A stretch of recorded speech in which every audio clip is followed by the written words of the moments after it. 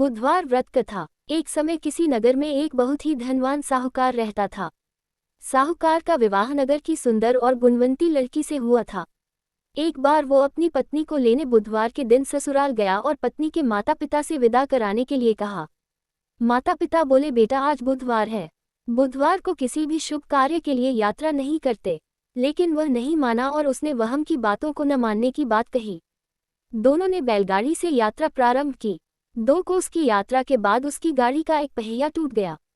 वहां से दोनों ने पैदल ही यात्रा शुरू की। रास्ते में पत्नी को प्यास लगी तो साहूकार उसे एक पेड़ के नीचे बैठाकर जल लेने के लिए चला गया। थोड़ी देर बाद जब वो कहीं से जल लेकर वापस आया तो वह बुरी तरह हैरान हो उठा, क्योंकि उसकी पत्नी के पास उसकी ही शक्ल सूरत का एक दूसरा व्यक्ति बैठा था। पत्नी भी साहूकार को देखकर हैरान रह गई। वह दोनों में कोई अंतर नहीं कर पाए। साहूकार ने उस व्यक्ति से पूछा, तुम कौन हो और मेरी पत्नी के पास क्यों बैठे हो?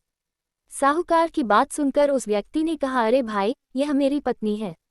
मैं अपनी पत्नी को ससुराल से विदा करा कर लाया हूँ, लेकिन तुम कौन हो जो मुझसे ऐसा प्रश्न कर रहे हो? साहूकार ने लगभग चीखते हुए कहा, तुम जरूर कोई चोर या ठग हो। यह मेरी पत्नी है, मैं इसे पेड़ के नीचे बैठाकर जल लेने गया था। इस पर उस व्यक्ति ने कहा, अरे भाई, झूठ तो तुम बोल रहे हो। पत्नी को प्यास लगने पर जल लेने तो मैं गया था। मैं तो जल लाकर अपनी पत्नी को पिला भी दिया है। अब तुम चुपचाप यहाँ से चलते बनो, नहीं तो किसी सिपाही को बुलाकर तुम्हें पकड़वा दूंगा। दोनों एक दूसरे से लड़ने लगे। उन्हें लड़ते देख बहुत से लोग वहां एकत्र हो गए। नगर के कुछ सिपाही भी वहां आ गए।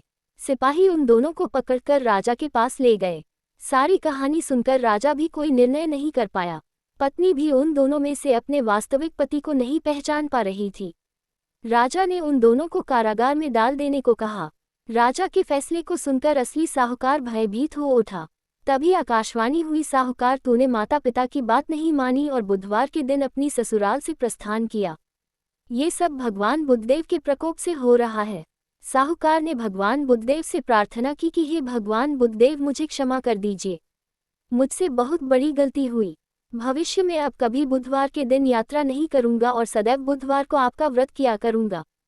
साहूकार की प्रार्थना से प्रसन्न होकर भगवान बुद्धदेव ने उसे क्षमा कर दिया। तभी दूसरा व्यक्ति राजा के सामने से गायब हो गया। राजा और दूसरे लोग इस चमत्कार को देखकर हैरान हो गए। भगवान बुद्धदेव की अनुकंपा से राजा ने साहूकार और उसकी पत्नी को सम्मानपूर्वक विदा किया। कुछ दूर चलने पर रास्ते में उन्हें बैलगाड़ी मिल गई। बैलगाड़ी का टूटा हुआ पहिया भी जुड़ा हुआ था। दोनों उसमें बैठकर नगर की ओर चल दिए। साहूकार और उसकी पत्नी दोनों बुधवार का व्रत करते हुए आनंदपूर्वक जीवन यापन करने लगे। भगवान बुद्धदेव की अनुकंपा से उनके घर में धन संपत्ति की वर्षा होने लगी। जल्द ही उनके जीवन में खुशियां ही खुशियां भर गई। बुधवार का व्रत करने से स्त्री पुरुष के जीवन में सभी मंगल कामनाएं पूरी होती है।